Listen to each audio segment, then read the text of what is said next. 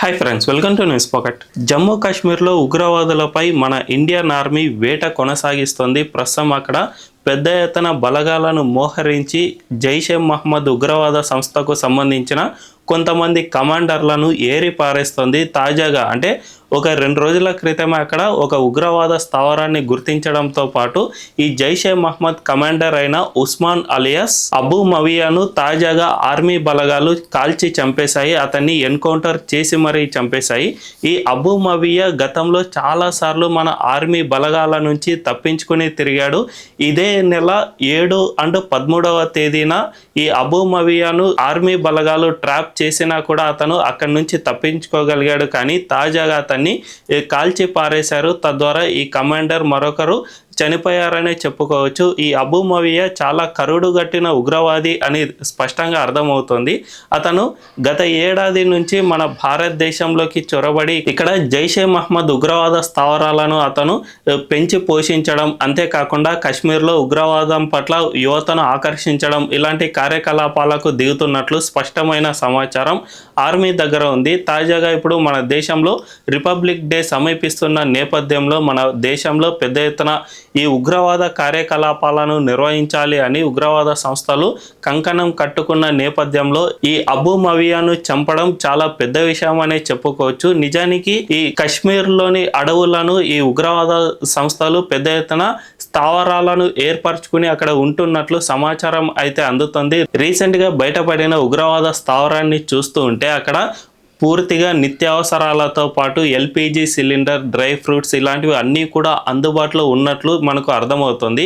ఇవన్నీ అందుబాటులోకి రావాలి అంటే ఒక ఉగ్రవాదికి ఇవి తెచ్చుకోవడానికి అసలు సాధ్యమయ్యే పని కాదు అని భద్రతా సంస్థల నిపుణులు చెబుతూ ఉన్నారు. వీళ్ళందరికీ కూడా స్థానికుల నుంచి సహకారం అందితే తప్ప ఇవన్నీ జరగవు అని చెబుతూ ఉన్నారు. కాబట్టి ఖచ్చితంగా లోకల్ పీపుల్స్ నుంచి ఈ ఉగ్రవాదులు సపోర్ట్ను తీసుకుంటున్నట్లు మనకు అర్థమవుతుంది. సో అందువల్లనే అక్కడ ఎల్పిజి సిలిండర్తో పాటు కూరగాయలు, నిత్యావసరాలు, పిండి లేదంటే బియ్యం ఇలాంటి వస్తువులు అన్నీ కూడా దొరికాయి. దీంతో పాటు కిచెన్లో మనం యూజ్ చేసే యుటెన్సిల్స్ అన్నీ కూడా అక్కడ లభ్యమయ్యాయి. అంటే ఖచ్చితంగా ఈ స్థానికుల సహకారం ఉందనే చెప్పుకోవచ్చు. మనం కొద్ది నెలల క్రితం జరిగిన పహల్గాం ఉగ్రవాద దాడిని చూసుకున్నా కూడా అక్కడ పహల్గాం ప్రాంతంలో ఒక టూరిస్ట్ స్పాట్ను 2 రోజుల క్రితమే ఓపెన్ చేశారు. సో ఆ స్పాట్ను ఓపెన్ చేసిన సమాచారం మన ఆర్మీ బలగాలకు ఎవరు కూడా ఇవ్వలేదు. అంతేకాకుండా అక్కడ కొంతమంది టూరిస్ట్ గైడ్లకు సైతం ఈ ఉగ్రవాద దాడి జరుగుతుంది అని ముందే సమాచారం ఉంది అని కూడా ఎన్ఐఏ గుర్తించింది. వీళ్ళందరినీ విచారించిన నేపథ్యంలో కొన్ని సంచలన నిజాలు బయటపడ్డాయి. ఉగ్రవాదులకు ఎక్కడెక్కడ దాడి చేయాలి, ఎక్కడెక్కడ ఎక్కువ మంది టూరిస్టులు ఉన్నారు అన్న సమాచారం కూడా ఈ కొంతమంది గైడ్లు హెల్ప్ చేశారు. తద్వారా ఈ పెద్ద ఎత్తున ఉగ్రవాద దాడి జరిగింది అని కూడా వీళ్ళు గుర్తించారు.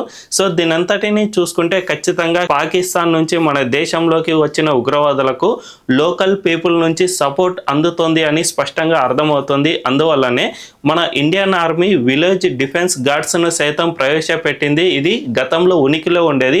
ఆ తర్వాత మెల్లిమెల్లిగా దీన్ని అంటే మన భారతదేశ ఆర్మీ ఇది అవసరం లేదు అని భావించడంతో దీన్ని చాలా వరకు తగ్గించింది. కానీ మళ్ళీ దీన్ని రివైవ్ చేసేందుకు ప్రయత్నాలు చేస్తుంది. తద్వారా కాశ్మీర్ లోయ ప్రాంతంలో ఎవరైతే నివాసం ఉంటూ ఉన్నారో ఆ ప్రజలకు తుపాకీ ఆర్మీ ట్రైనింగ్ ఇచ్చి మరి వాళ్ళను విలేజ్ డిఫెన్స్ గార్డ్స్గా ఎన్నుకుంటూ ఉన్నారు. వీళ్ళకు జస్ట్ 5,000 రూపాయలు గౌరవ వేతనంగా అందిస్తూ ఉంటారు. తద్వారా తమ గ్రామంలో ఎవరైనా అనుమానాస్పదంగా కనిపించినా, ఎవరైనా ఉగ్రవాదులు ఎంటర్ అయినా వీళ్ళందరినీ వీళ్ళు గుర్తించి అక్కడికక్కడే కాల్చి చంపడం, లేకుంటే బందీగా పట్టుకోవడం ఇలాంటివి చేస్తూ ఉంటారు. తద్వారా స్థానికులను ఈ ఆర్మీ కార్యకలాపాలు నిమగ్నం చేయడం వల్ల ఇలాంటి ఉగ్రవాదులను వెంటనే గుర్తించడం, అంతేకాకుండా వీళ్ళకు స్థానికుల నుంచి సపోర్ట్ అందకుండా చేయడం ఇలాంటి కార్యకలాపాలు సైతం చేస్తుంది. కాబట్టి ఖచ్చితంగా జమ్మూ కాశ్మీర్లో ఈ ఉగ్రవాదాన్ని రూపుమాపడానికి ఆర్మీ అనేక ప్రయత్నాలు చేస్తుంది. ఒకవైపు ఎన్కౌంటర్లతో పాటు